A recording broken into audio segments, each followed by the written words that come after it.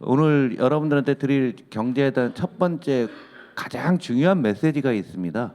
지난 한 달간 우리 당은 이제 여러 사법적인 문제 때문에 많이 시달렸지만 거의 이 지난 한 달 동안 우리 국민들이 희망을 잃어가는 시대다. 그리고 IMF 이후 처음으로 우리 국민들이 나라 걱정을 진짜 본격적으로 했다라는 느낌이 들 정도입니다. 저는 뭐 참고로 내수부양을 위해서 매일 저녁 술을 먹고 있는데요. 내수가 너무 안 좋아서 제가 국가에 기여하는 바는 저녁에 술 먹고 그리고 담배도 꾸준히 피면서 국가 재정까지도 신경을 쓰고 있는데 진짜로 안 좋다는 느낌들을 우리 사회의 리더급들이 전부 그러시고 큰일 났다라고 하고 있어요. 그런데 그러한 분위기가 우리 민주당 지지율은 그렇게 연결이 안 되는 것 같아서 저는 개인적으로 힘이 유감스럽게 생각합니다. 왜 사람들이 희망을 잃어버렸나? 그동안에 쭉 제가 7번 말씀을 드렸고요. 오늘 8번째가 또 한 번 종합편이 될 겁니다. 계속 말씀드리면서 지난달에 제가 그랬잖아요. 우리가 성장률이 옆으로 이렇게 갈 거라고 봤는데 꺾이면서 2%를 깬다라고 하는데 2% 의미가 아주 큽니다. 2%는 우리의 잠재 성장률 근방이고요. 그리고 잠재 성장률이라는 거 물가 상승을 유발하지 않아서 우리의 실력인 겁니다. 그런데 실력 아래로 내려오고 있다라는 것을 여기저기서 많은 사람들이 느끼고 있고 중요한 건 이게 올라갈 게 전혀 안 보인다라는 데이터들이 지난 한 달간 쏟아졌습니다. 그래서 오늘 그 데이터들을 빠른 속도로 말씀을 드리겠습니다. 이게 오늘 시간이 많지가 않아요. 뒷타임이 이 방에 있어서 그렇습니다. 그래서 오죽하면 정부에서 예산 중에 뭐 추경 얘기들을 슬쩍 흘렸던 이유도 제가 보기에는 이 사람들도 뭔가 느끼고 있는 것 같고요. 그러나 뭐 제대로 내놓지는 못하고 있는데 많은 지표들이 안 좋은데 내년도 한국 경제 성장률이 다 여기 2%인데요. 여기서 다 아래쪽으로 다 내려오고 있습니다. 얘들은 아직 업데이트를 안 해서 그런 거고요. 외자계가 한국을 바라보는 거예요. 그래서 정부에서 애초에 우리나라의 성장률이 2.2 정도에서 1분기 성장률 보고 2.6을 갖다가 지난달에 말씀드렸죠. 2.6을 갖다가 다시 2.2로 내려왔어요. 그런데 내년도 성장률도 마찬가지로 2.2 정도 보다가 다 1%대로 들어가고 있다는 건 굉장한 위기라는 거죠. 정상적인 상황에서 작년에 1.4를 했었죠. 그리고 올해는 뭐 반도체 때문에 2.2쯤 됐다가 내년도에 다시 2가 깨진다고 했을 때 사람들은 매우 어려워지고 있는데 여기서 사람들이 두려워하는 본질은 뭐냐면 미국은 금리가 여러분 우리가 금리가 올라가면 좋을 것 같이 생각이 들지만 장기적으로 금리가 하락한다는 얘기는 일본형으로 간다는 얘기예요. 디플레이션으로 간다는 얘기죠. 그래서 이 미국은 어찌 됐건 트럼프 때문에 뭐 올라가고 뭐 어찌 됐는데 한국은 아랑곳하지 않고 낮은 수준에서 더 낮아지니까 사람들이 야 이거 큰일 난 거 아니야? 한국에 희망이 안 보인다. 그래서 지금 오늘의 키워드는 희망입니다. 오늘 강에서 우리 국민들이 희망을 잃고 있고 이것을 민주당이 엮어서 우리 사회 변화의 원동력으로 삼아야 된다라는 말씀이죠. 여기 한국은행까지도 내년도에 2025년도에 1.9로 받고요.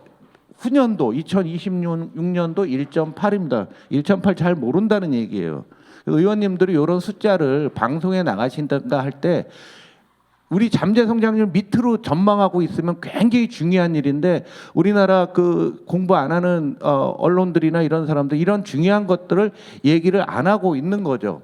그래서 우리 GDP 성장률을 잘 보시면 이 추세대로 쭉 오다가 2020년 코로나 때 났다가 우리 정부에서 재정을 좀 쓰면서 올라갔다가 다시 추세에서 벌어지고 있으니까 이만큼 느끼는 게 굉장한 괴리도를 느끼고 있다는 얘기죠.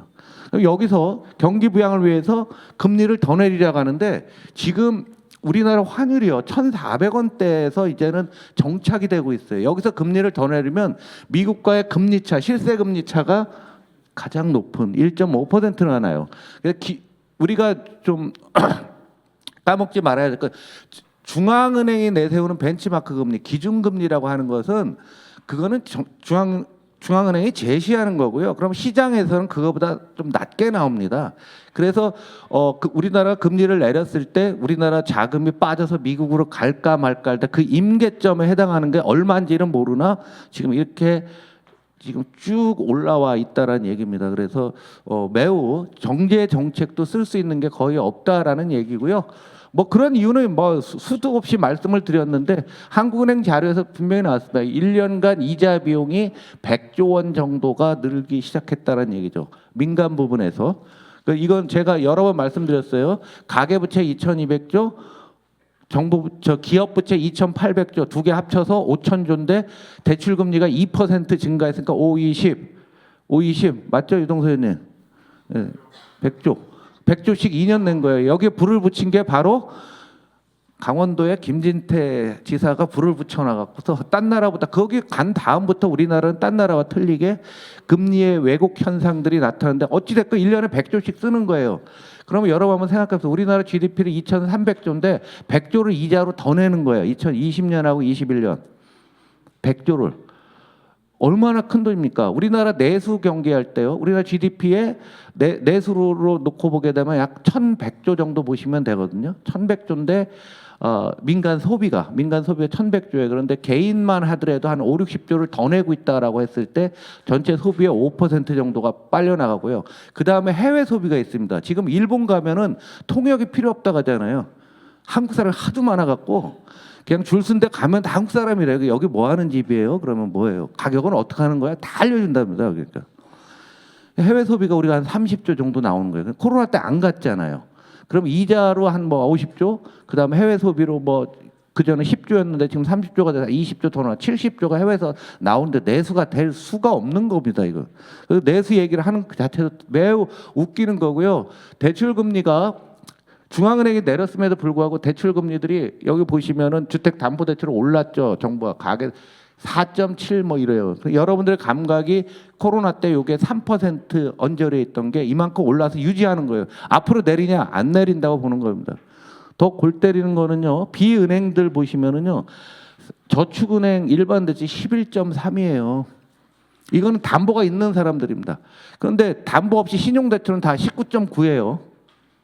한번 여러분들은 신불자가 아니시니까 모르지만 저 같은 백수들은 그런 숫자에 굉장히 민감합니다. 혹시 모르니까. 그래서 매우 높은 수준들을 유지하고 있다. 될 리가 없다라는 얘기죠.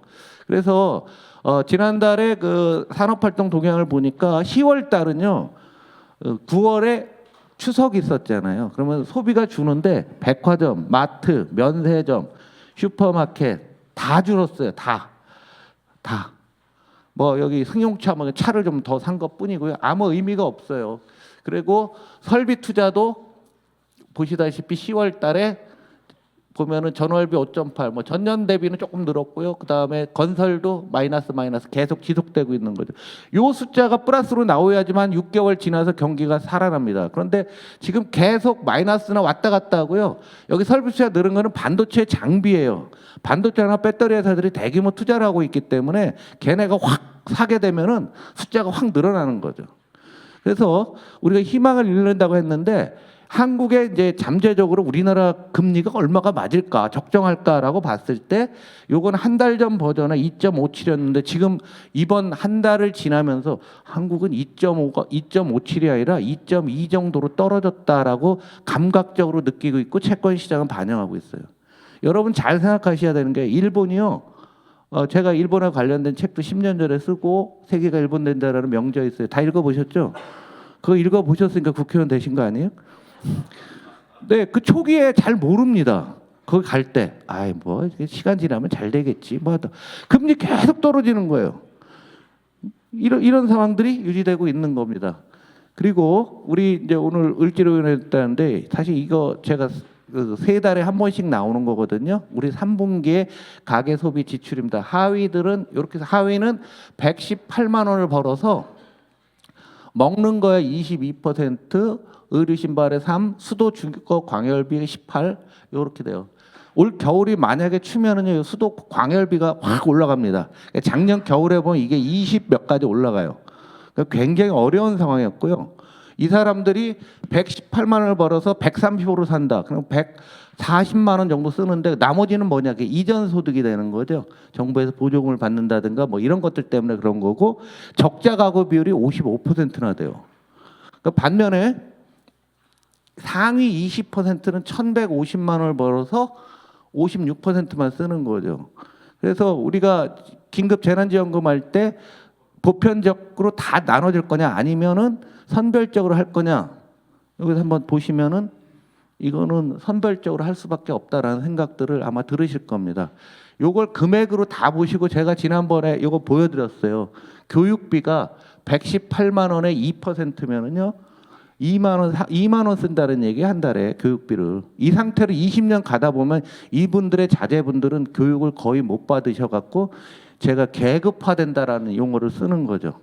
그 사람들은 더 이상 살아나기 어렵다는 얘기입니다. 이런 과정에서 개인 파산들이 빠르게 늘고 있어요. 우리 눈에는 안 보이겠죠. 건수가 많은 거예요. 왜 파산하십니까? 하니까 여기서 이게 복수응답인데요. 실직 또는 근로소득 감소, 사업 실패 또는 사업소득 감소, 생활비 지출 증가. 여기 갑자기 늘어난 게 있어요. 여기 보시면 2021년도 2%였는데 지금 11.8%. 주식, 코인 등 투자 실패, 사기 피해. 지금 우리나라 주가가 못 올라가고 있고 가상자산의 이 변동성이 심해지니까 파산자들이 이거하던 사람들 많고요. 연령대별 파산도 보면은요 어르신들이 의외로 많아요. 요즘 어르신들도 이거 하나 보죠. 이거 하는지 하여간 어르신 파산이 굉장히 많이 발생하고 있는데요. 한번 꼼꼼히 여러분들이 보시면 우리 사회가 알게 모르게 거의 부서지고 있다라는 게 보일 겁니다.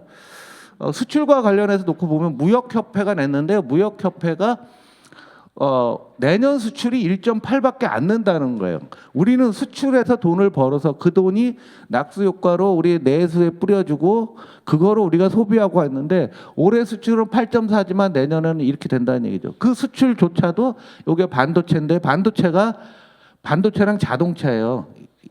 반도체가 이렇게 갔는데 이제 꺾이는 건 당연하잖아요. 여러분 뉴스 보게 되면 반도체 꺾이고 자동차가 유지한다고 했을 때 나머지 게 아무런 역할도 못 하고 있으니까 이런 상태가 지속될 수밖에 없다라는 얘기죠. 그래서 여러분 자료에는 없는데요. 왜냐면 이게 어제 발표됐고요. 인쇄물은 일요일 날 나와서 그런데요. 정부가요 여론을 얼마나 호도하고 있냐면은 이게 보도 자료 얘기입니다. 산자부에서 내는 보도자료 이거 수출 여기 썼죠. 수출 14개월 연속 플러스 무역 수지 18개월 연속 흑자. 여기 잘 보면 11월 등 역대 최대인데 EU 수출 비중 얼마 안 되거든요.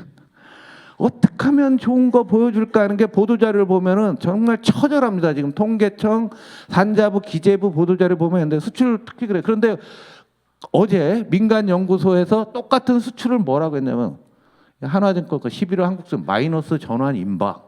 한국 수출 미국향 중국향 동반 부진 한국 수출 내리받게 돼서 버티기 11월 수출 앞으로 우리나라는 뭐 없고 미국이 어떻게 있다느냐에 달려 있어 뭐 이런 정도로 나온 겁니다. 그래서 일평균 수출을 놓고 보면은요 지금 여기 보시면 2011년하고 저 끝에 보시면 거의 붙어 있어요. 13년간 안 늘었다는 얘기죠. 이거는 위로 쳤던 거는 앞에 있는 반도체 때문에 올라갔다고 한 거 나머지들은 그냥 가고 있다라는 게 보여주고 있고요. 자동차도 이제 마이너스로 전환했어요. 이거는 이제 요 문제가 있어요. 11월 수출이 좀 부진했던 거는 지난주에 폭설이 내려갖고서 선적을 못한 게 상당히 있습니다. 그리고 저 노조 파업 문제가 좀 있어서 하는데 이게 좀 올라간다 해도 별 저기가 아니고요. 그러니까 비반도체 부분 파란색 보면은 뭐 변화가 없다라는 걸 여러분들이 보실 수가 있는 거고요. 그런 상태에서 반도체 가격은 계속 하락하고 있는 어떡하자는 얘기입니다. 그래서 지금 12월 달에 수출이 작년도에 576억 달러 제일 많았어요. 그런데 이 상태라고 하면은 12월이 마이너스가 나면은 1월 첫 주간에 수출 통계 나오면서부터 여러분들이 좀 제대로 한번 두드려야 될 상황이 된 겁니다. 이제 수출이 드디어 마이너스가 나올 가능성이 아주 커져 있다라는 얘기죠. 그래서 내년 상반기는 트럼프가 뭐 난리를 치고 있겠지만은 우리나라 입장에서는 내수 나쁜 건 다 알아요. 근데 수출마저 나쁘다는 것을 숫자로 확인하는 게 1월 초에 나올 가능성이 상당히 크다라는 얘기죠.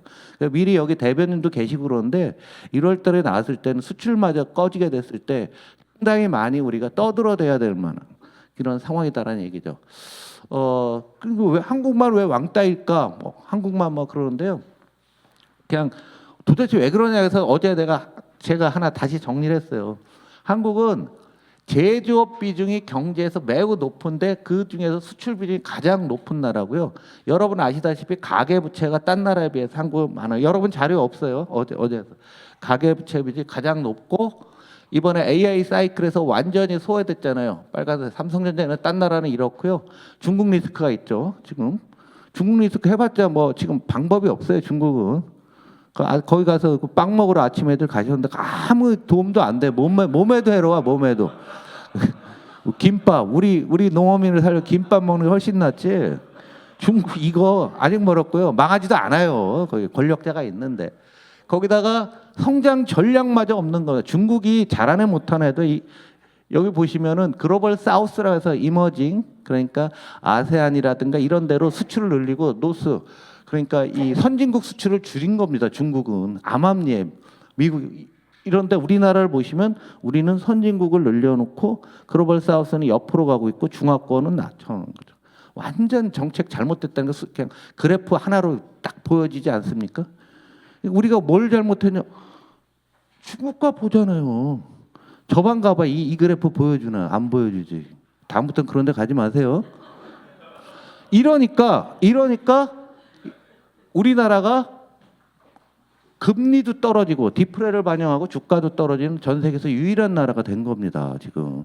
그래서 사람들이 겁나니까 해외로 돈이 빠져나가고 있는 거예요. 해외로 계속. 그래서 우리나라 주식시장을 계속 그냥 국장이니 뭐냐 하면서 비아냥거리고 있는 거죠. 이거 매우 심각한 사태입니다. 여러분. 일본이요. 90년대 초반에 해외로 이렇게 돈이 나갑니다. 돈이 나갈 때 그 돈 나간 사람이 뭐죠? 와타나베 아줌마, 와타나베 부인들이 나갔는데 금액이 비슷해요. 지금 나가는 속도로 보면 얘네가 여기서 보면 100조 엔에서 한 10년간에 걸쳐서 200조 원이 늘었는데 우리가 이걸 200조 엔이죠. 200조 엔이 늘었는데 달러로 따지게 되면 2조 달러 정도가 늘어간 것들. 우리나라 아직 그렇게 안 됐잖아요. 여기서부터 따지게 되면은 우리나라 지금 달러로 보면 1조 달러 정도 나가고 있는 거예요. 어마어마한 속도로 나가고 있는 거죠. 이거 진짜 심각한 문제입니다. 그래서 한국이 왜 그러냐 얘기들 많이 했을 때 여러분 이렇게 보시면 될 것 같습니다. 미국 대선 뭐 여러 분석도 있고 오늘 뒤에 이제 배터리 관련된 2차 전지 관련된 얘기가 있는데 여러분들이 안 보신 국내 언론을 안 보신 거 어디서 본 건데요. 이게 우리 뭐 PC니 워크니 이런 얘기 나오는데 여기서 분석을 했더라고요. 옛날부터 미국 민주당이 이렇게 갔다는 거죠. 그래서 저소득 저학력층 지지에서 일로 갔고요. 얘는 공화당은 일로 갔다라는 이런 그림을 그려놨더라고요. 우리 당도 지금 이 정체성에 대해서 어떻게 해볼까 생각을 해야 되는데 재미있는 게 민주당이 이렇게 중도랑 비슷하다 더 왼쪽으로 더 많이 갔다라는 거고 공화당은 그냥 있다라는 얘기인데 이게 일론 머스크가 이제 공유한 거랍니다. 이것도 사에서 본 건데요. 2018년에는 중리에 있으면 중도가 여기서 이 정도 있었고 우파 있었는데 좌파가 왼쪽으로 막 도망갔더니 자기도 가만히 있었다는 얘기예요. 2012년에 도망갔는데 뭐 그냥 그렇게 했다는.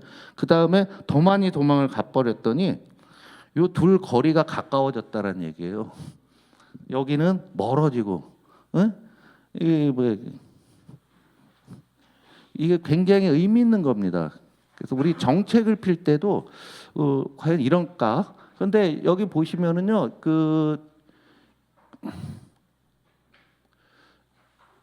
블라인드 테스트를 했다는 얘기죠. 정책만 놓고 보면 해리스 정책 선호도가 높았는데 트럼프 지지자들도 해리스 정책을 50% 넘게 지지를 했었다는 얘기예요. 그래서 어떤 이미지를 가져가느냐, 어떤 포지션을 갖느냐가 매우 중요하다는 게 나오고 있습니다. 그런데 이제 문제는 이제 관세를 부과한다는 게 핵심이잖아요. 우리 입장에서는. 그래서 10%하고 보복을 안 했을 때, 중국의 60%하고 보복을 안 했을 때, 뭐 다 안 좋습니다. 다 안 좋. 여러 형태가 있으면 그러면 이렇게 되게 되면 일자리는 다 줄고 물가는 오르고 뭐 이런 내용들인데 여기에 과도하게 몰입되고 있어요. 그래서 여기 피터슨 국제경제연구소에서 내놨는데 좀 제가 보기에는 잘 안 맞는 것 같기도 해요. 그러나 세계 경제에 나쁜 것만큼 굉장한 사실이고 과연 미국이 이렇게 할 수 있을까라는 의문점들을 갖고 있는 거죠. 이런 과정에서 딴 나라들 주가들 다 떨어졌어요. 우리나라는 여기 갔다가 다시 여기로 왔죠. 다시 엊그저께 아주 기분 나쁘게 떨어지고 있습니다. 베트남도 우회 수출이니까 트럼프가 되면서부터 다 떨어졌고요. 인도도 그렇고 홍콩도 그렇고 올라가는 건 테슬라 올라갔고, 이게 뭔지 아십니까? 아타이 라이프 사이언스 많이 올랐어요. 이거 더블 났어요. 이거 주가가. 상식으로 알고 계세요? 이 회사는 우울증 치료제입니다. 트럼프가 되니까 우울해진다고 해서 사람들이 우울증 치료제가, 여러분 드시고 계신 분 계실 텐데 여기도 무섭습니다. 그리고 우리 당에 여러 논란이 있겠지만 원전 관련주가 어마어마하게 많이 들어갔고요. 뉴스케일 파워가 이게 아주 핵심적인 회사인데 우리나라 투자가들이 겁나게 투자하고 있어요. 자, 우리가 금투세도 밀렸고 가상자산도 밀렸어요. 그러니까 원전 문제에 있어서도 아마 여기 투자한 사람들이 가만히 안 있을 수도 있습니다. 상상력을 좀 더 해보시면은, 그래서 원자력 관련주들이 트럼프가 되면서부터 트럼프가 가시권 오면서 많이 올랐다, 여러분 보시면 될 것 같습니다. 그런데 어찌 됐건 한국의 특수성 때문에 한국의 우려를 많이 하는데, 조사를 해봤더니 한국 사람들이, 빨간 게 한국 사람들인데요. 네? 뭘 우려하냐 했을 때 한국은 외교 정책 빨간색입니다. 미국 때문에 세계 평화, 기후 환경 모든 면에서 한국이 가장 걱정이 심해요. 그거는 아까 제가 한국이 왜 왕따일까랑 마찬가지. 우리나라의 경제 구조, 그리고 우리나라 국민들이 지나치게 똑똑해요. 똑똑하다 보니까 이런데 딴 나라에 비해서 그렇고, 우려가 심한 나라가 고동색 독일입니다. 독일, 그죠? 그리고 이건 네덜란드인데 네덜란드 제끼고, 독일도 제조업 중심 국가들이 매우 어렵게 지내고 있는데 우리가 한번 생각해 볼 게 있다 얘기예요. 그래서 우리 정부에서 이제 외통에 계신 분들 한번 생각을 해보시면, 미국의 친환경 투자를 봤더니 공화당 지역이 훨씬 많더라 이게요. 그리고 IRL법에 의해서 우리나라 기업들이 미국에 가서 지금 오늘 뒤에 강의하는 배터리나 이런 데도 보시면은 다 공화당 지역에 훨씬 더 많이 2배 이상 투자를 하고 있어요. 정부가 이런 얘기를 해줘야 됩니다. 또 하나, 그렇기 때문에 너무 우려도 하기 어렵고, 우려할 필요가, 너무 과도할 필요는 없고요. 이게 이제 머스크가 예산을 줄인다는 거예요. 더하기 빼기 맞나요? 여러분 한번 보시죠. 세출이 6.75인데 2조 달러를 줄인다는 거예요. 뭐 말이 됩니까? 2조 달러. 그런데 의무 지출 성격이 4.9조 달러, 메디케어 뭐 그다음 국채 이자, 복지 뭐 이런 겁니다. 축소 가능해서 의무 지출이 1.8조인데 방위비 8,500억 빼면은 비방위비 9,500억. 거기서 어떻게 하겠다는 걸, 뭘 어떻게 줄이겠다는 거예요? 제가 보기에는 지금 소문만 요란하지, 시간 지나고 나면은 지금 내놓은 것들 중에서 뻥이 상당히 많이 있을 수가 있고, 뭐 하여간 이런 식으로 뭐 줄이겠다고 하는데 미국 사람들이 과연 받아들일까? 이 부분에 있어서는 쉽지 않을 거다. 안 받아들이면 역으로 관세나 이런 것들을 더 강화할 가능성도 있다는 거예요. 딴 나라 때리기를. 그러면서 지지를 유지하기 위한 노력들을 할 수 있다는 것은 대단한 리스크다라고 보시면 될 것 같습니다. 그래서 지금 우리가 어찌 됐건 우리나라가 미국의 최대 투자국이 된 건 여러분들 뉴스로 다 많이 보셨는데, 이 그림을 한번 놓고 보시게 되면은 이제 협상들 할 텐데 이런 거 많이 해야 되고요. 또 하나는 이게 자동차가 내수율이라는 건 뭐냐면 미국에서 생산해서 미국에 파는 거예요. 현대기아차가. 여러분 보시면 40% 정도를 미국서 생산해서 미국서 판다라는 얘기입니다. 배터리는 이제 지금 81에서 올해 되면은 미국서 생산해서 딴 나라도 수출한다는 얘기예요. 이거 123은. 그러니까 우리가 미국 경제에 이렇게 기여하고 있다라는 측면이 있고요. 또 하나, 중국을 세게 때리면 우리나라가 대중 수출이 줄 거다라고 생각하는 거 맞습니다. 주는 건 맞는데, 중요한 건 요즘 수출이 달라진 거는 중국에 우리가 수출하는 건 중국 내수용이지 중국서 다시 재가공해 갖고 미국으로 수출하는 비중이 얼마 안 된다는 얘기입니다. 그래서 약 65%, 70%가 중국 내수에서 통용되고 있기 때문에 우리가 우려하는 건 맞지만 지금 너무 과도하다라는 것을 대신 말씀을 드리는 겁니다.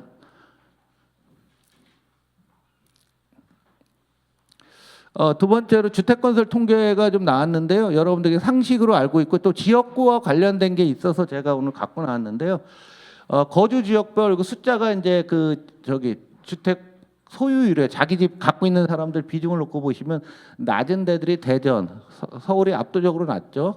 뭐 이런 거고요. 주택가액 분위별인데 상위 10분위는 2.3채 정도씩 가지고 있고 평균 12.5억을 갖고 있다라는 얘기고요. 여기 이제 여기 지역구별로 나오는데 구별로 주택 소유율이 가장 낮은데 관악구 저기 정태호 의원님 계신데 여기 최하여 여기 전국 1위에요. 여기 있어요? 전국 1위. 그런데 요 통계가 요게 나왔는데요. 우리 보좌관들 통해서 이걸 프린트하시면은 구별로 전국이 다 나옵니다. 여러분 지역의 주택 소유를 알고 계세요? 동네 가서 뭐 얘기를 할 때 숫자로 딱 내야 될 거 아니에요. 송파구 얼마, 뭐 강동구 얼마 딱 하면은 숫자가 얼마인데 전국 평균 대비 얼마 하면 손님이라고 하네. 저기 우리 유권자들 이거 다 나왔어요. 꼭 프린트해서 보세요. 예? 여기 여러분 지역을 찾아서 보시고요. 똑같은 게 또 이런 게 있어요. 한 채, 두 채, 세 채, 네 채 지역별로 이것도 또 나오는데요. 이게 이제 종부세와 관련되잖아요. 5채 이상 가진 사람이 서울이 39,000호고 전체 2%라는 얘기죠. 그리고 경기도도 가장 많으신데 한 채 가지신 분이 75, 두 채가 24. 여기 쭉 있다라는 얘기요. 비율로 한번 여러분들 한번 보시면은 요렇다는 얘기니까 요것도 같은 통계 나오니까 꼭 좀 보시기 바라고요. 이 건설 문제가 항상 경기 부양을 위해서 문재인 정부가 가장 특이했던 거는 SOC 투자를 경기 부양으로 쓰지 않는다고 했던 측면이 재정 측면에서는 굉장히 중요한 사건이었어요. 그러나 SOC에 대한 경기가 어려우니까 건설 경기 부양하는 것은 모든 정부의 유혹이죠.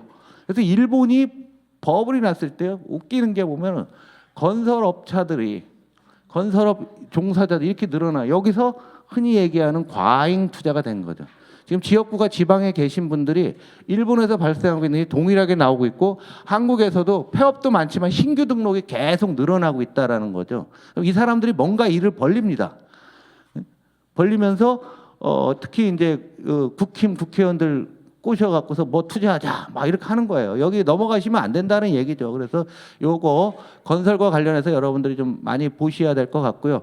지금 주택 경기는 지금 최저점에서 헤매고 있어요. 그런데 이 이면에는 두 가지 문제가 있죠. PF 문제와 공사비 상승이라는 두 가지 문제가 있는데 PF 문제가 좀 많이 좀 해결이 어느 정도 좀 완화가 되고 있고 내년 상반기를 지나고 나게 되면은 어느 정도 될 것 같다. 그래서 정부도 이런 정책을 쓴다고 했어요.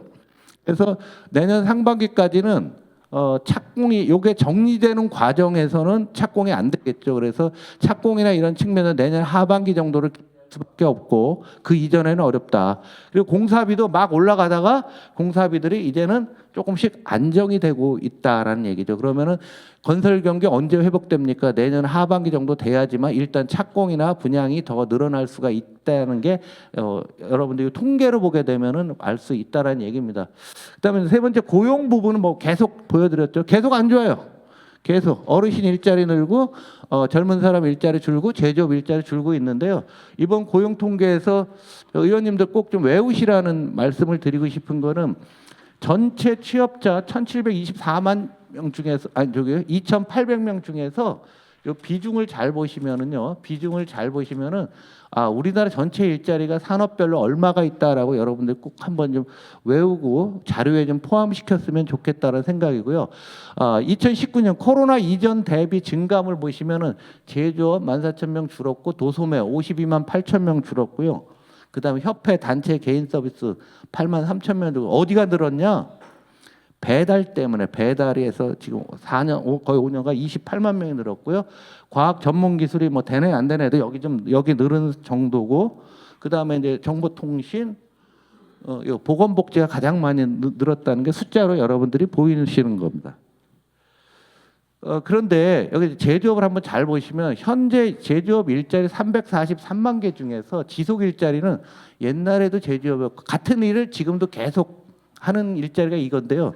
일자리가 지금 빠르게 바뀌고 있어요. AI가 진입하면서 대체 일자리, 딴 거로 바뀌고 있든가 새로운 형태가 나타나고 있다든가 사라지는 게 이렇게 많아지고 있다는 얘기죠. 그러니까 우리 사회가 겉으로는 전체 종합 숫자로 보지만 안으로 들어가면 일자리들이 마구 바뀌어가고 있다는 게 눈에 보이실 겁니다. 안 바뀌는 게 이런 거 공공행정 뭐 이런 데 있죠. 공공행정 공무원들 뭐 이런 거 교육 뭐 이런 데들은 뭐 그냥 별로 안 바뀌고 있고 그래서 일자리에 그 안을 뚫고 들어가게 되면은 같은 일자리를 근무해도 다른 업무가 추가된다든지 기존에 하던 게 사라진다든지 하면서 일자리의 안정성이 매우 떨어져 가고 있다는 게 숫자로 확인되고 있습니다. 근데 고용에서 이 경단녀 문제, 경력 단절 문제에 대한 통계가 또 나왔어요. 근데 우리가 그럴 거다라고 보는 게 숫자로 나온 겁니다.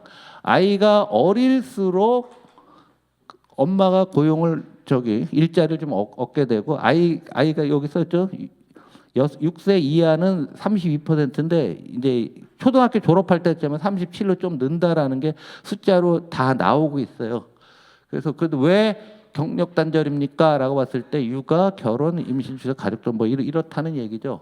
그래서 연령대별로 교육감별로 다 이렇게 나와 있으니까 여기 환노에 계신 분들, 여가에 계신 분들은 한번 참조를 하시고 이 보도자료 나온 거는 여러분들이 많이 참조하면 좋을 것 같습니다.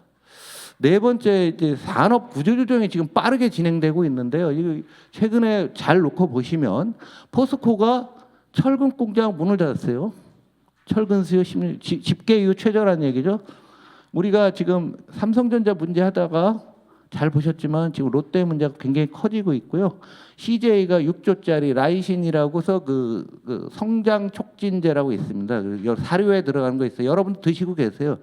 저 돼지고기 먹으면 간접적으로 사료 드시는 거잖아요. 라이신을 드시는 거예요. 그래서 지금 몸이 좋으신 분들, 근육이 좋고 요즘 애들 키 크는 건 다 라이신 먹고 CJ에서 저걸 판단하는 겁니다. 6조짜리. 여기에도 방만하거든요. 잘 보면 삼성 우리나라 재계 순위예요. 1등 삼성 맛이 가고 있잖아요. SK 맛이 가고 있잖아요. 현대차 이거 뭐 눈에 잘 보이는 거 없잖아요. 지금 포스코도 흔들리고 있죠. 롯데 흔들리죠. 한화 방산한다고 해서 뭐 하고 있는데 상당히 과다평가된 측면이 있고 현대중공업, GS 여기는 뭐 내수구, 농협 여기는 뭐 제껴놓으면은 우리나라 10대 그룹이 다 실질적으로 다 흔들리고 있는 겁니다. 그러니까 사람들이 지금 제가 말씀드렸잖아요. 희망을 잃는데 우리 사회 리더 그룹들이 희망을 잃는다. 이런 회사 다니는 고급 월급쟁이들이 우리 회사 미래가 안 보여. 큰일 났어. 이런 생각들을 하고 있다는 게 숫자로 나오는 거예요. 이 중에서 롯데 걸 한번 놓고 보시면 언론에서 잘못 보다고 했어요. 이거 보시면 언론에서 뭐라고 했어요? 사실무근 위기설에 휘청한 롯데 안팎서 새신 목소리. 사실무근이라고 아예 제목에 달잖아요. 롯데 광고료 무진장 쓰거든요. 그러니까 우리나라 신문 보는 상황을 모르는. 그런데 사실무근인가 아닌가 여러분 확인해봐요. 순차입금 이게 롯데케미칼 이번에 문제되는 차입금이 쭉 늘었는데 보시면은 없다가요. 2022년부터 저 위에 보세요. 10억이에요. 10억, 100억, 1000억, 조. 12조 정도. 한 방에 늘었죠. 이자 비용이 보시면은 1000억대에서 5천억, 6천억대로 늘었습니다. 이게 왜 사실무근이야? 이게 뭐냐면은 이제 순차입금이 에비타라는 게 이거예요. 현금으로 벌어들인 겁니다. 세금 내기 전에. 그러니까 영업이익에서 감가상각 더했다라고 생각하면 돼요. 감가상각은 돈이 나가는 게 아니니까 그 돈 대비 차입금이 4배를 넘으면 안 된다라고 채권 발행하면 써 있는 거예요. 그럼 내 채권 발행해서 만기까지 그냥 가는 건데 만약에 이 4배가 깨지면은 만기가 안 돼도 내 돈 내놔. 기한의 이익을 상실하게 됐거든. 그래서 채권자가 내 돈 내놔 이렇게 바뀌는 거예요. 또 하나 지표가 이거죠. 전체 이자 비용 저 밑에 있는 거 6천억 분에 아까 돈 번 거를 봤더니 5배 미만으로 내려오면은 내놔. 기한이익 상실이야. 이런 규정이 있었는데 이걸 깬 겁니다. 근데 왜 이렇게 됐을까? 우리 언론은 요거만 얘기를 하죠. 글로벌 에틸렌이 이제 화학의 그 납사로 분해해서 뭐 석유와 개통도가 있는데 여기서 이제 중동하고 중국이 투자를 많이 해서 그렇다고 하는데 이것도 맞습니다. 그러면 이렇게 증설을 많이 20년, 21년 증설을 많이 할 때 보시면 20년, 21년 여기잖아요.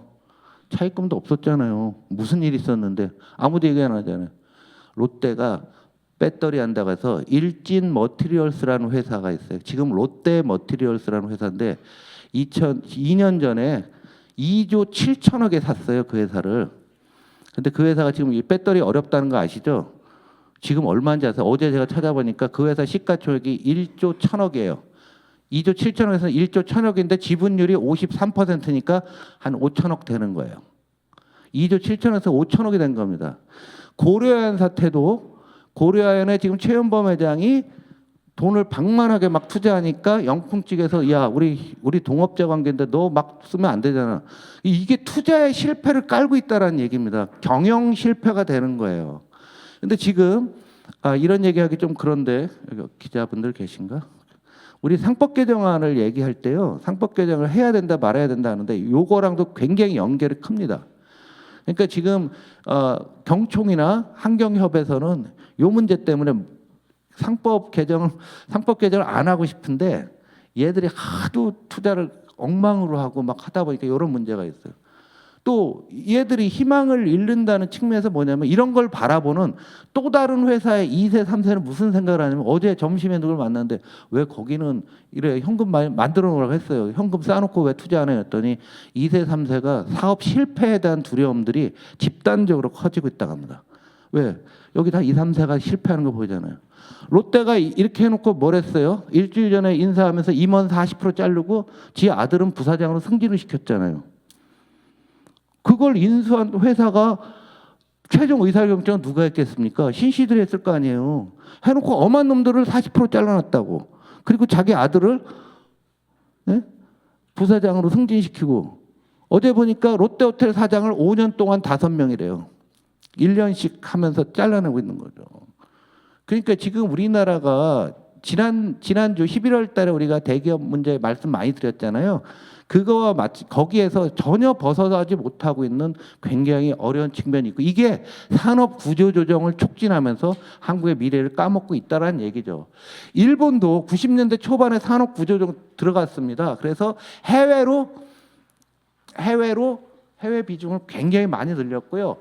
디스플레이, 반도체, 뭐 실자회로, 기록 매체, 뭐 이런 때로 회사가 다 정밀화학으로 일본은 다 전환했어요.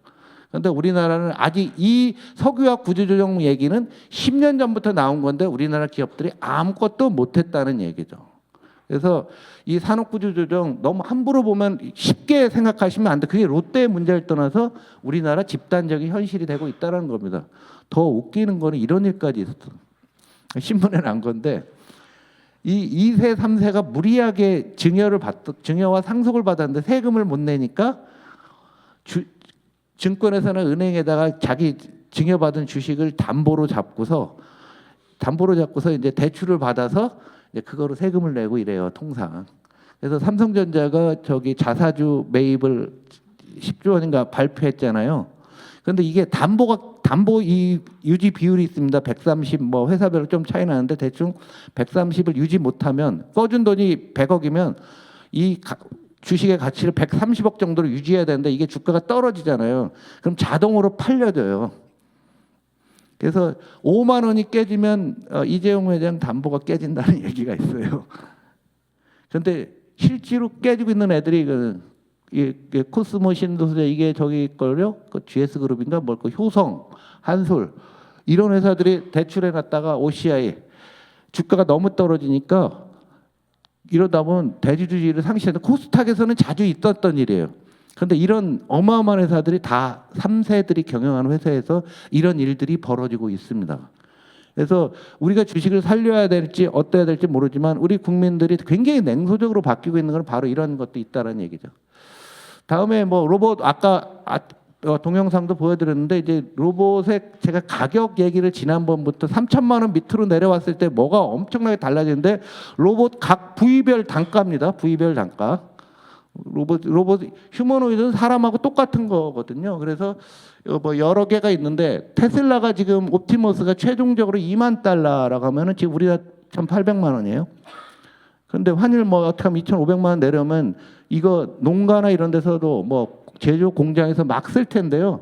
이게 우리 일자리와 굉장히 관련이 높은 게 이 휴머노이드 가격이 10만 불일 때, 5만 불일 때 2만 5천 불까지 떨어지게 되면 2만 5천 불이 떨어지면 고임금 직종은 3개월 만에 일자리 사라지고 평균적으로 6개월, 저임금 업종은 역으로 좀 시간이 걸린다는 얘기예요. 이게 10만 불이면 이거 한 2년 반 정도 걸리는데 고인공 6.7개월이면 간다 얘기죠. 이거 그런데요. 지금 이 순간에도 가격이 떨어지고 있는 겁니다.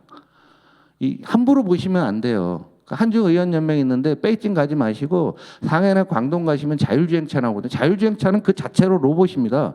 요즘 중국 여행 가시는 분들이 장가게나 뭐 이런 데 가는 게 아니라 자율주행 타러 가세요. 한번 타본 사람들이 하는데 깜짝 놀란답니다. 그래서 한중의원님 한번 좀 가실 때 저도 한번 데려가 주시면 하겠습니다. 또 계속 가셔야죠. 업데이트를 해야 돼요. 분기에 한 번씩 가셔야 돼요. 근데 이게 이 일론 머스크 이 양반이 정말 대단한 게 뭐냐면 이 대규모 제조 시스템이 만들기가 어려운데 이걸 로봇을 이용해 갖고 자기가 하겠다는 거예요. 궁극적으로 가장 한국의 두려움은 일론 머스크예요. 일론 머스크가 미국에 공장을 짓는데 거기서 사람 투입이 없으면 땅값은 미국이 한국보다 싸죠. 그죠? 전기세는 다 깎아줄 거 아니에요. 그럼 미국에서 제조업이 가능해지는 거 아니냐. 이렇게 됐을 때 우리 수출 뭐 해먹고 사느냐. 이게 근본적인 문제가 되는 거죠. 혁명적인 전환이라는 거예요. 그래서 휴머노이드랑 FSD 완전 자율주행 차량은 같은 겁니다. 그래서 이 두 가지가 일론 머스크가 트럼프를 지지한 거 이거 하려고 하면 규제가 많아요.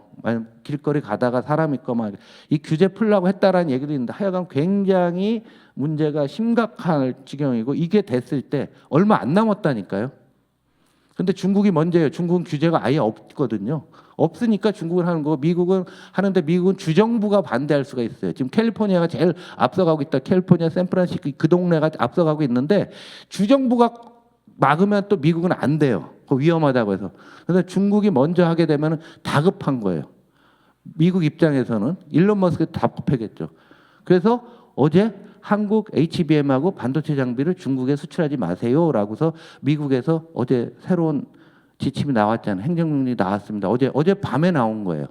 오늘 신문에 실렸나 모르겠는데 이게 계속 가게 되면요 세상에 판을 바꾸는 겁니다. 굉장히 여러분들이 유심히 보셔야 될 거예요. 그래서 그런데 앞으로 이게 하드웨어가 중요한 게 아니라 소프트웨어가 중요한 거예요. 그래서 이게 미국의 설비 투자를 보면은 여기 이렇게 보시죠. 정보 처리 관련된 게 가장 계속 늘고 있고요. 기타 이게 옛날 제조업 투자 옆으로 가는 거예요. 여기 늘어난 이유는 우리나라 회사들이 가서 자동차 공장 짓고 해서 뭐 이런 거지. 미국 사람 늘은 거 이거 없고 미국은 다 소프트웨어만 하고 있는 거예요. 그래서 우리나라 교육에 있어서 소프트웨어 교육이 가장 부족한 게 상황이고 한국이 따라갈 거는 소프트웨어 부분인데 너무 투자가 안 되고 있는 거죠. 그래서 모든 나라들을 보면은 미국만이 아니라 파란색, 짙은 파란색 무형 자산에 대한 투자가 계속 늘고 유형 자산, 눈에 보이고 만져지는 투자는 줄고 있다라는 그림을 여러분들이 보실 수가 있습니다. 그래서 가격이 지금 테슬라도 봐봐 우리나라 돈으로 10만 불 넘던 것들이 지금 이렇게 됐고 이게 좀 더 떨어지게 되면은 천지개벽이 발생할 수가 있다라는 거고요. 테슬라랑 중국하고 둘이 싸우는 거예요. 그러면서 우리 맛이 갈 수도 있어요. 우리나라 전기차 판매량은 줄고 있습니다. 한국 내에서 수출 다 줄고 있습니다. 이런 상태라는 얘기죠. 그래서 오늘 뒤에도 말씀을 드리면 배터리 가격이 더 하향이 되면 배터리 가격이 전기차의 40% 되니까 더 하향이 되면 큰 문제가 있다는 걸 보여드리는 거고요.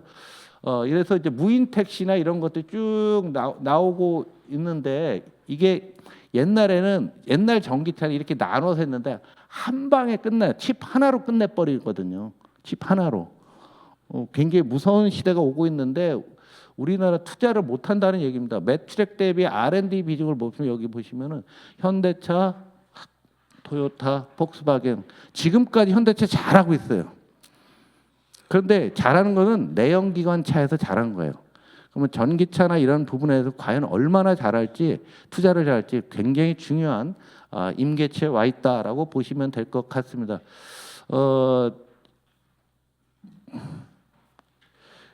오늘 5가지 이유에 대해서 너무 속도가 좀 빨랐는데요. 여러분 그림을 놓고 보시면 하나하나 의미가 있습니다. 다시 한번 리뷰로 말씀을 드리면 지금 앞서 말씀드린 한국 경제의 장기적인 어떤 안정성, 희망 자체를 우리 국민들 그리고 국민들은 이미 잊어버렸는데 리더 그룹들이 인지하고서 그 얘기를 막 하고 있는 상황이 현재의 상황이다라는 얘기죠. 그래서 지금 우리가 많은 정책들을 너무 산발적으로 내놓고 있는데요. 저는 큰 그림을 놓고서 좀 줄기차게 밀어붙이는, 그래서 이런 어떤 프레임을 다시 한번 만들어야 되는 거지. 이런 식으로 지금 짜잘한 정책들에 의해 여론에 끌려다니고 이거는 아니라고 봅니다. 왜냐하면 이제는 우리나라 뭐 어찌됐건 보수 언론조차도 이거 큰 문제라는 것에 모두가 공감을 하고 있기 때문에 올 겨울에 우리가 만들 거는 저는 그래요. 다음 대선 공약 지금 만들어 갖고서 진짜 지금부터 그냥 사람들을 세뇌시켜 버리는 게 좋지 않겠는가라는 생각이 들 정도고요.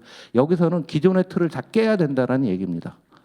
기존의 틀을 깨고 기존의 방식대로 조금 하고 그다음에 국민들의 비율을 맞춘다. 단기적인 비율이지만 시간 지나면 아무 문제 없어요. 여러분 기억나세요? 2년 전에 공매도 갖고 얼마나 고생했어요. 공매도 하면. 근데 공매도 해야 된다고 저는 생각했지만 공매도 해야 된다고 했다가는 살아남지는 못했잖아요. 근데 공매도 그만둔 다음에 주가가 훨씬 더 많이 떨어졌어요. 아무 문제 없는 겁니다. 당장은 괴로워도 당장 두세 달만 지나가면 그냥 넘어가는 거거든요. 그래서 우리가 여론보다는 우리가 여론을 만들 정도로 지금 2년 남았고 그럴 기회가 내년 상반기까지가 아닐까라는 생각을 합니다. 제 강의는 여기서 마치고요. 오늘 그 배터리 산업 트럼프와 관련된 말씀을 드리는데 중요한 거는 자료 바깥에 있어요. 자료를 내기가 좀 어려운 부분도 있고 하니까 좀 아주 리얼한 얘기를 한 20분, 25분 정도 듣도록 하겠습니다. 저는 마치겠습니다. 감사합니다.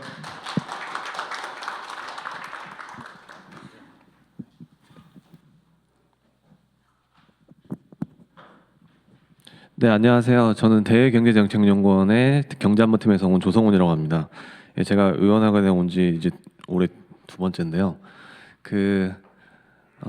말씀을 저도 이제 말이 되게 많은 편인데 의원님께서 너무 많은 얘기를 다 복합적으로 다 해주셔가지고 제가 뭔 얘기가 남았을지 조금 궁금하긴 한데 그래도 최대한 제가 아는 한도 내에서 해보겠습니다. 그리고 저희는 이제 경제안보라는 조금 좁은 토픽이지만 또 많은 부분을 커버하는 그런 걸 하다 보니까 약간 조금 동떨어져 있을 수 있어요. 저도 오늘 의원님 발표에서 되게 많이 배운 부분들이 있거든요. 제가 평소에 안 보는 부분들에 대해서 그러니까 그런 걸 좀 감안해 주시고 보시면 되겠습니다.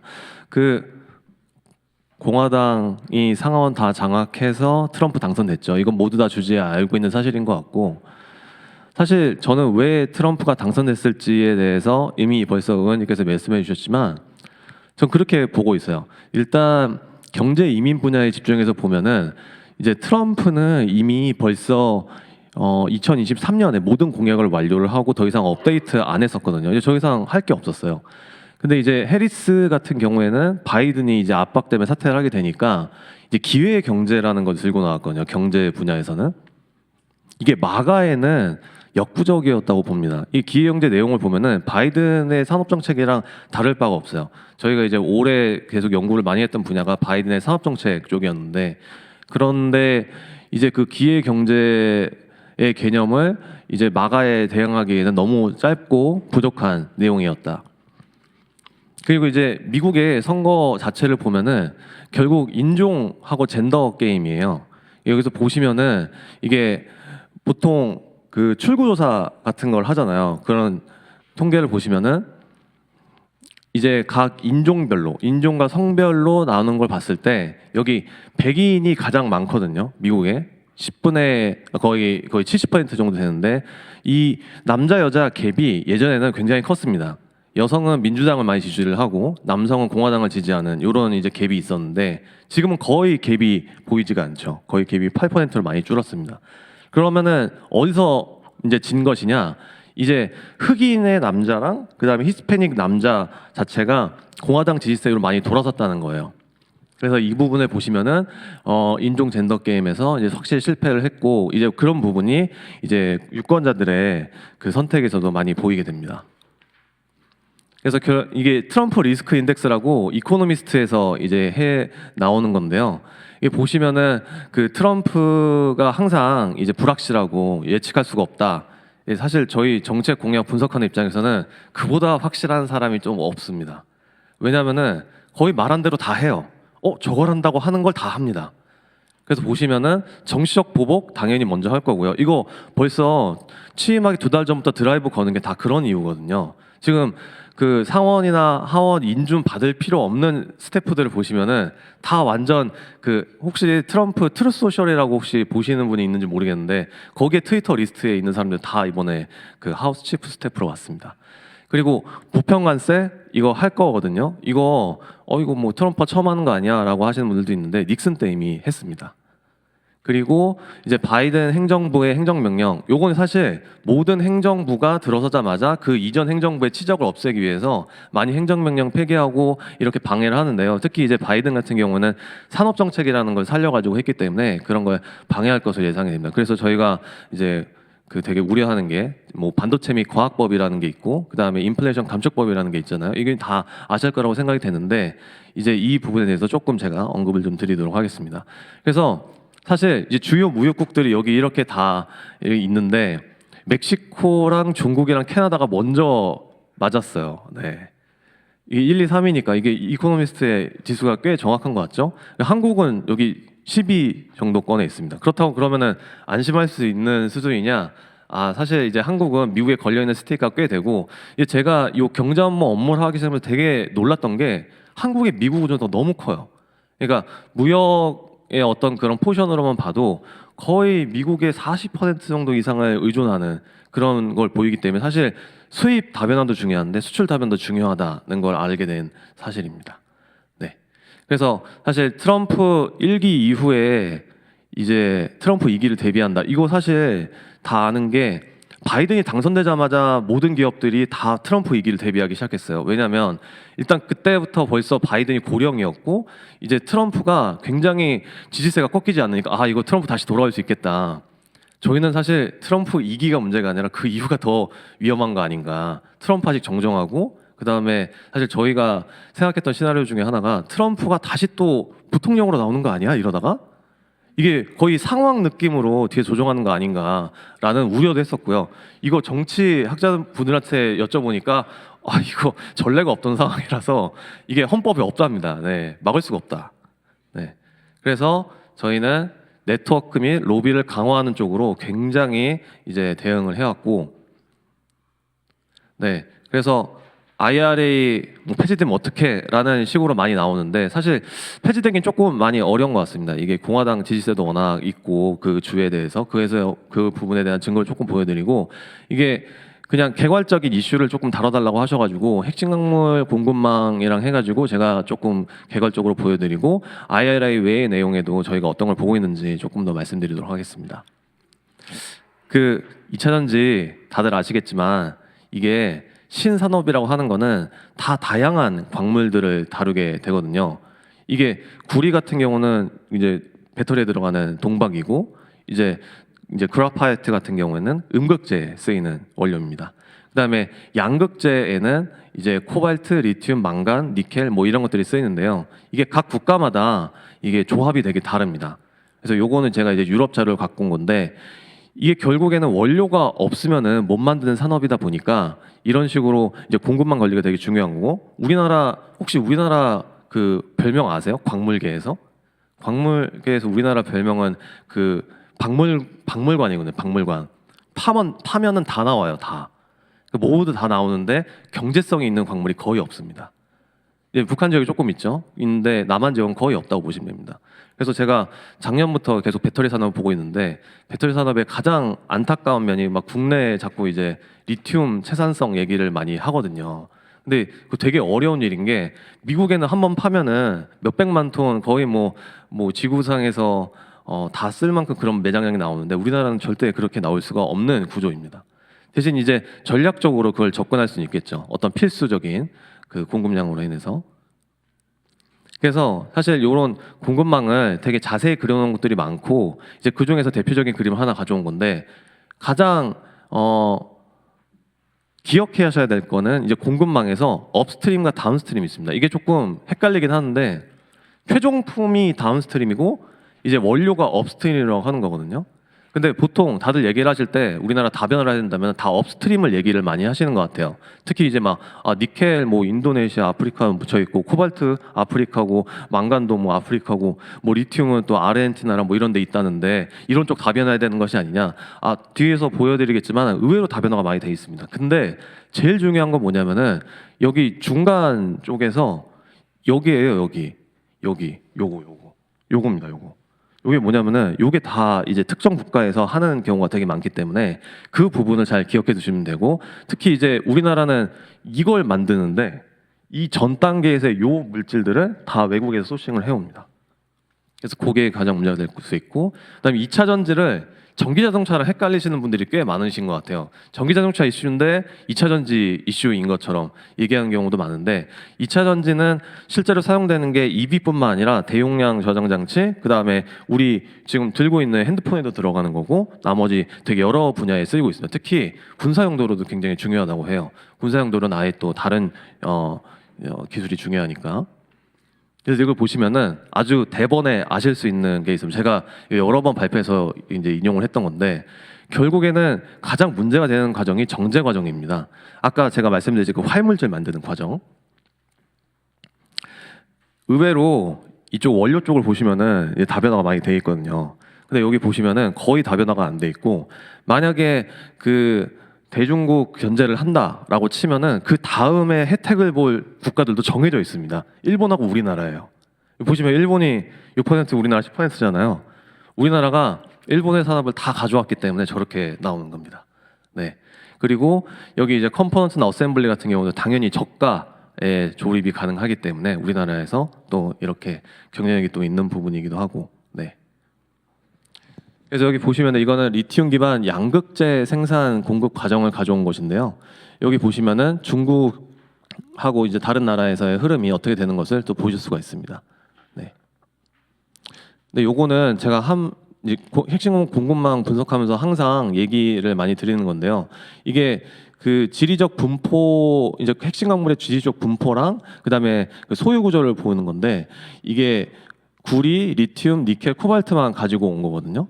여기 보시면은 이제 지리적 분포로 여기 보시면은 리튬 같은 경우에 호주하고 칠레가 제일 많죠. 호주와 칠레가 제일 많은데 소유권을 보시면은 미국, 중국, EU가 제일 많습니다. 다른 광물도 마찬가지예요. 니켈 인도네시아 되게 유명하잖아요. 인도네시아 우리 광산 확보했다. 근데 지분을 보시면은 유럽하고 중국이 제일 많습니다. 그리고 여기 코발트 같은 거 보시면은 DR 콩고라고 해서 이제 가장 그 많이 생산하는 곳인데, 거기에 소유주가 누구냐 보시면은 유럽하고 중국 회사들입니다. 그러니까 이게 되게 지분 투자의 중요성을 얘기해 주는 거기도 하고, 실제로 우리가 주요국들의 움직임을 왜 따라가냐면은 이게 돈의 흐름이 다 그런 쪽으로 가기 때문이죠. 네. 이건 이제 저희 연구 결과 중에 하나인데, 올해 그 2차 전지가 굉장히 많이 이제 수출이 많이 늘었거든요. 여기 보시면 수출 수입액도 그렇고, 그 2차 전지를 또 공급망으로 쫙 봤는데 이제 여러 가지 이제 팩트들이 있는데, 가장 중요한 팩트가 뭐냐면은 이게 배터리 및 팩이라고는 최종 상품인데, 최종 상품에 보시면은 중국 수출 비중이 굉장히 많이 줄었어요. 미국이 엄청 늘었잖아요. 그러니까 우리나라가 또 전략적으로 이렇게 바꾼 부분이 있는데, 실제로 수입을 보면은 굉장히 많이 수입을 하고 있습니다. 네, 중국 배터리가 여전히 굉장히 많이 들어오고 있고, 근데 그러면 이건 최종품 아니냐? 근데 중간재도 어떻게 되냐면, 이게 미국 수출 비중이 30%로 늘긴 했죠, 왼쪽에서 보면은. 근데 중국 수출 비중이 여전히 꽤 높고요.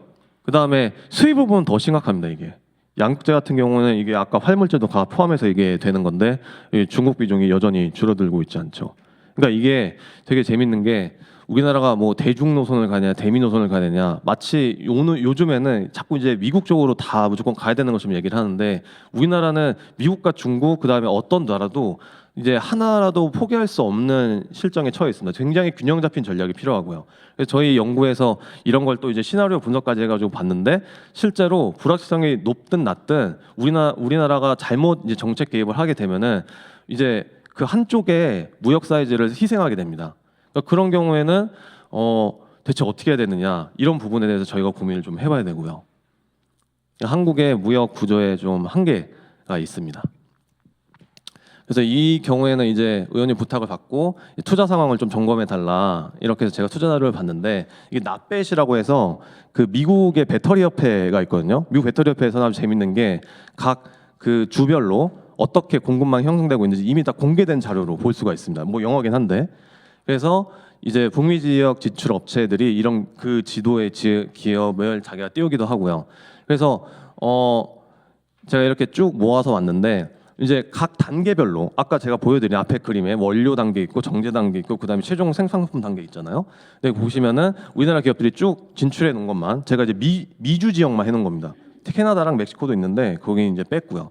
그래서 보시면은 투자 규모가 벌써 꽤 크죠. 이건 이제 거기에 그 자료에 주석에 달려 있는 내용인데 이게 3.2 빌리언이면 지금 환율로 따지면 거의 5조 이상 투자를 했고 그다음에 이제 7천만 불이면은 이제 거의 900억 정도 되죠. 환율로 따지면은. 그래서 이런 이제 기업들이 진출을 해 있고 대신 보면은 원료 쪽에는 전혀 진출을 못 하고 있습니다. 원료는 이제 엘버말 뭐 예를 들면 여러 가지 미국 큰 기업 장산 기업들이 있는데 우리나라 기업은 아직 진출을 못 하고 있고. 두 번째로 보시면은 이제 전해질 및 셀 제조 단계인데 요건 이제 공급망의 중류 단계라고 볼 수가 있습니다. 여기 보시면은 벌써 우리 3사 우리 배터리 3사라고 하면은 LG엔솔, 삼성 SDI, 그다음에 SK온이라고 하잖아요. 그 3사가 모두 다 진출해 있고 특히 LG엔솔이 기존에 몇 년 전부터 계속 공장을 크게 운영을 해왔기 때문에 굉장히 많이 걸려 있습니다.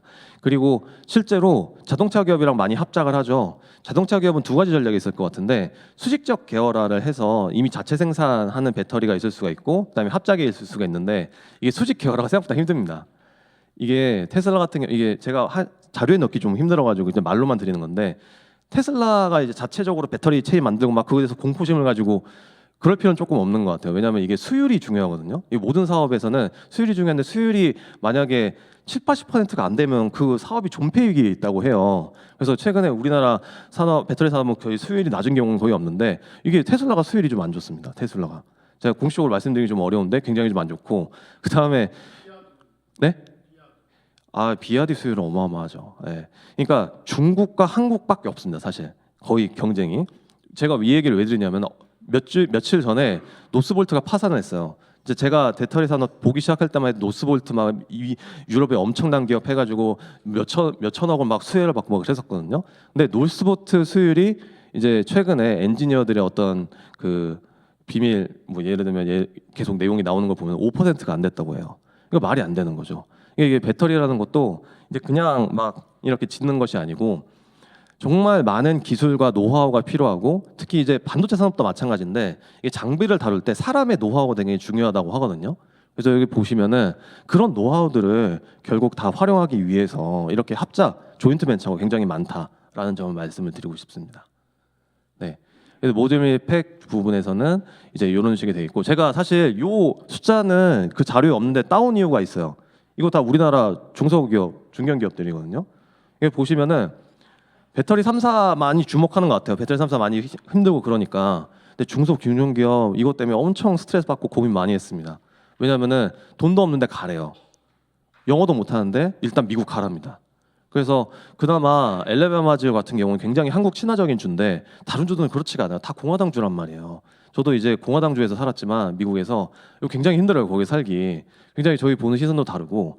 근데 그런 주에 벌써 따라가야 되는데 이런 쪽에 중견기업의 그 이전 비용은 누가 또 대주는지 좀 모를 얘기입니다. 그리고 사실 요즘 배터리 3사에서 많이들 그 얘기를 하거든요. 우리 이렇게 투자를 많이 했으니까 보전해 달라. 그다음에 또 영업이익이 지금 흑자인데 보조금을 빼면은 이제 적자로 전환이 되고 이건 사실 되게 유명한 사실인 게 한 번도 흑자였던 적이 없습니다. 보조금 전에는. 그러니까 배터리 산업은 정말 전략적으로 기업의 사활을 걸고 계속 이렇게 10년 이상 이렇게 지속을 해왔는데 그게 다 중소 중견기업이 워낙 탄탄하게 받쳐줬기 때문에 가능했던 사실이거든요. 근데 이런 부분 없이 뭔가 이렇게 대기업에 집중되는 보조금이 된다면은 사실 저는 K세액공제로 많이 얘기를 하는데 언론에서 그거는 조금 저희 필로소피에 좀 안 맞는 것이 아닌가라는 생각이 좀 듭니다. 특히 제조업 강국으로서의 그런 지원을 하려면은 당연히 중소 중견기업의 베이스부터 시작해서 이렇게 올라가야죠. 그러니까 스토리라인을 짤 때도 대기업이랑 중소기업을 같이 묶어서 짜야지 이걸 그냥 대기업 위주로의 지원을 하게 되면 조금 안 좋다라는 말씀을 좀 사실 실증 분석으로도 보일 수 있으니까요. 네, 그렇습니다. 그래서 보시면은 아까 그 공장 위치랑 이런 걸 다 분석해가지고 보면은 굉장히 많이 겹치고 실제로 이때 IRA 수혜를 받은 청정 에너지 구역이랑 보면은 당연히 다 겹칩니다. 모든 그 상관관계가 있고요. 그래서 보시면은 완전 폐기는 가능할까? 이미 폐기 시도를 어마어마하게 했습니다. 그 이런 거 트래킹하는 사이트도 있어요. 그래서 이게 IRA 2023이라는 법안이 있거든요. 이거 상원 하원 해가지고 같이 발의를 한 건데 그 IRA 2023에는 2022년도 IRA를 폐기한다라는 게 이게 2023 법안이에요. 그리고 Limit Save Grow Act of 2023 이렇게 나와 있잖아요. 이것도 되게 유명한 법안인데 그 IRA를 무력화하기 위한 시도입니다. 그러니까 이런 거를 이제 다시 살려내가지고 이제 통과시키려고 할 거고, 근데 이제 공화당 내 반발표가 있을 수 있어요. 특히 상원의원들 이거 이제 IRA 폐지하지 말아야 된다 하는 거의 18명인데 이번에 14명이 재선이 됐기 때문에 그게 벌써 캐스팅부터가 됩니다. 이게 사실 이게 한두 표 싸움이거든요. 모든 상하원의 그런 거는. 근데 이제 벌써 14명이 되니까 어느 정도 그 폐기는 조금 어렵다고 보고, 대신 부분 개정이나 폐지 정도는 가능합니다. 이게 대통령의 권한을 이용해 가지고 이런 예산을 축소한다거나 구매세 규모를 제한한다거나 뭐 여러 가지 하는 게 있고, 그다음에 특히 FEOC라는 개념이 있어요. FEOC라는 거는 이제 해외 우려국인데 이제 미국은 해외 우려국을 네 국가로 하거든요. 이제 북한, 이란, 중국, 러시아. 그래서 요 개념이 원래 구매 보조금에만 들어가 있습니다. 그러니까 IRA는 크게 세 분야가 있고 투자 보조금, 그다음에 생산 보조금, 구매 보조금이 있는데 저 FEOC가 사실 구매 보조금에 들어가 있거든요. 법상에도 사실 구매 보조금에 들어 있어가지고 사실 처음에 저는 법을 엄격하게 해석하면은 절대 예를 들면은 AMPC나 생산 투자 보조금에는 이제 못 건드릴 것이다라고 얘기를 했는데 이게 아닐 수도 있을 것 같아요. 이게 또 개정이나 이런 걸 통해서 할 수도 있을 것 같은 생각이 좀 듭니다. 네, 여기서 보시면 아까 얘기했던 거랑 마찬가지로 이제 공화당 우세 지역이 훨씬 더 수혜를 받는 것을 알 수가 있고, 저희 이제 배터리 전문가 연구원분이 또 한 분 계시거든요. 이분은 이제 중국 전문가. 네, 중국에서 공부하시고 저는 이제 브로드하게 다 보지만 이분은 또 중국 쪽으로 이제 많이 알고 있습니다. 여기 보시면은 이제 케미스트리가 좀 다른데요. 한국은 NMC라고 해서 세 가지 화합물을 이제 한국에 니켈, 망간, 코발트를 많이 하는 곳이고, LFP는 중국에서 주력을 하고 있는데 제가 작년에 얘기할 때만 해도 우리도 LFP 해야 된다. 그러면 경을 쳤어요. 교수님들이 저한테 우리나라가 이거 저가 경쟁력 이거 안 된다. 굉장히 경을 쳤었는데 지금은 상황이 좀 달라졌습니다. LG 엔솔에서 벌써 전략적으로 엄청 대규모로 투자를 하기 시작했고 우리도 중국 기술자 빼와서 해야 된다는 식으로 이제 변하고 있어요. 실제로 왜 그러냐면은 이제 LFP 기술이 굉장히 미래 재활용 면에서도 오히려 좋습니다. NMC가 원래 재활용이 더 좋은 거 아닌가요? 말씀해 주시는 분이 있는데 그게 좀 달라요. 이제 리튬 가격이 톤당 4만 불이다가 지금 2만 불 아래 떨어졌습니다. 이게 항상 재활용이라는 건 우리나라 생각하는 게 다 부셔가지고 다시 화학물질을 만드는 거 아닌가 생각하는데 배터리 자체를 재활용하는 거 생각을 하셔야 됩니다. 스마트폰 배터리 작은 거 재활용해봤자 얼마 안 되잖아요. 근데 요거는 배터리가 너무 큽니다. 이만해요. 100kg가 넘습니다. 그럼 배터리를 재활용할 때 어떻게 하느냐?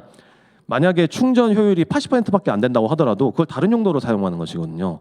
그런 안전성이나 재목적화, 재활용이라고 하면은 이거 안 되고 재목적화가 되게 중요하다라고 보시면 됩니다. 네. 그래서 이런 측면에서 한국의 LFP 기술이 굉장히 중요하고, 그다음에 차세대 배터리 기술, 그다음에 뭐 전고체 배터리 중요한 거 아니야? 중요해요. 전고체 배터리 게임 체인저입니다. 거의 배터리 업계에서. 그래서 이런 차세대 배터리 기술을 선점할 때 R&D 확대를 굉장히 해야 된다라는 것을 할 수가 있고, 그래서 여기서 보시면은 어떤 미션을 담을 것이냐라고 얘기를 하는데 그 리튬 인산철이라고 해가지고요. 그거의 약자입니다.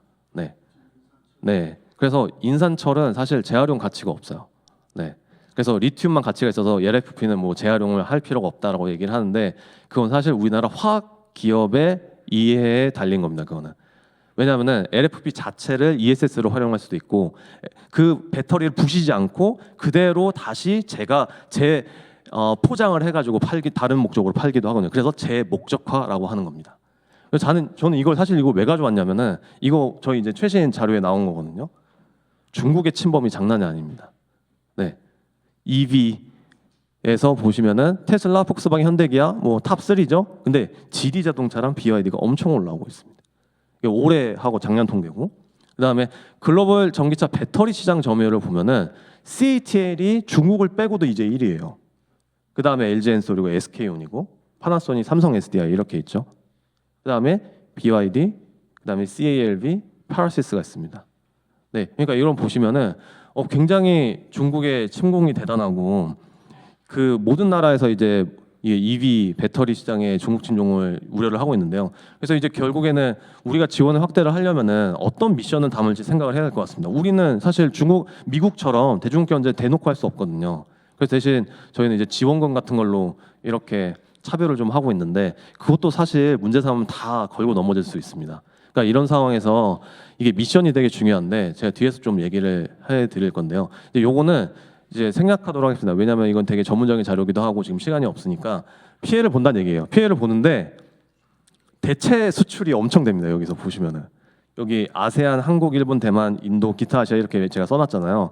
이게 관세를 때린다고 해서 제3국까지 때리기가 쉽지가 않거든요. 그래서 이제 자꾸 이렇게 제3국 우회 수출 막겠다고 하는 건데 제3국 우회 수출을 막으면 또 저희는 찾아 나서겠죠. 이 기업은 훨씬 더 빠르고 그 관세를 무력화시키는 방법을 계속 항상 찾고 있습니다.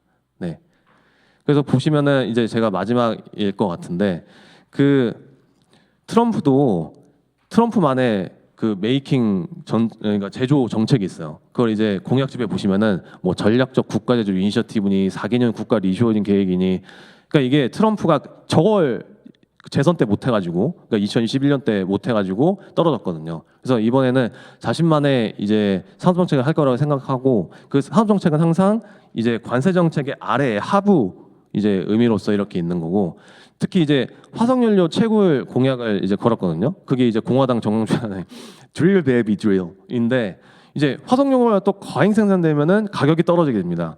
이거 경제학의 아주 기본적인 원리잖아요. 그러니까 가격이 떨어지면서 수익이 떨어지게 되고 그 다음에 또 재정 건전성이 또 악화될 수가 있습니다. 그쪽으로 이제 재정 유출을 많이 하게 되면은 그렇기 때문에 그 우리나라가 산업 정책을 짤 때 강력하게 드라이브를 하고 싶다면은 단순히 이제 보조금을 어떤 특정 섹터에 하는 거는 우리나라의 전통적인 그냥 경험인 것 같고 이제는 미션을 담는 것이 세계적인 트렌드입니다. 저희가 사실 올해 많이 연구를 했던 게 세계적인 산업정의 트렌드가 어떻게 되느냐에 대해서 연구를 했거든요. 그래서 이렇게 보면은 우리의 제조업 경쟁력을 좀 활용을 해야겠다. 근데 아까 의원님께서 많은 정말 통계를 보여주시면서 또 부정적인 면도 많이 보여주셨는데 저는 그 부정적인 속에서도 희망을 좀 찾아보려는 게 저희의 대응 전략이라서 그걸 찾으면 어떻게 되느냐 공급망내 좀 전략 포지셔닝을 좀 제대로 해야겠다. 이게 단순히 뭐 그린딜 뭐 이런 거 끝나는 게 아니고 정말 우리가 프리미엄을 가진 상품을 공급하는 국가로서 홍보를 해야겠다. 이제 그런 면에서 저는 올해는 또 그린 프리미엄 서플라이어라고 좀 더 개념을 발전시켰는데 그게 뭐냐면은 그 공급망이 이제 여러 단계가 있잖아요. 아까 제가 보여드린 거에서 거기서 이제 정말 그 똑같은 가격의 상품이라도 조금 더 우리의 보편적 가치를 담아낸 인권 보호라든가 이제 담아낸 그런 상품들이 있다면 거기에 좀 더 그린 프리미엄을 지불을 하는 그런 쪽으로 저는 좀 제언을 하려고 합니다. 네, 이상입니다.